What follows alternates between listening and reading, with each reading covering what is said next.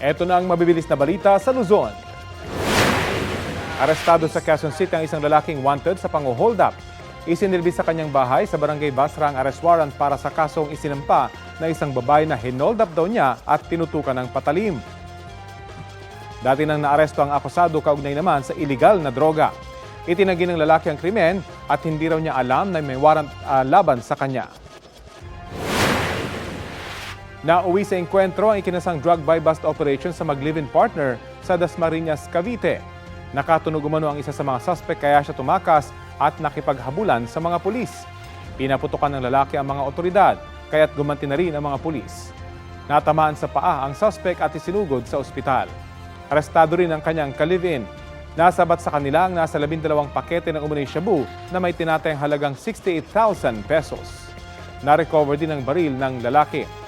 Mahaharap sa reklamong paglabag sa Comprehensive Dangerous Drugs at Illegal Possession of Firearms and Ammunition ang dalawa. Wala silang pahayag. Kapuso, alamin ang maiinit na balita. Bisitahin at mag-subscribe sa GMA Integrated News sa YouTube. Sa mga kapuso abroad, samahan niyo kami sa GMA Pinoy TV at sa www.gmanews.tv.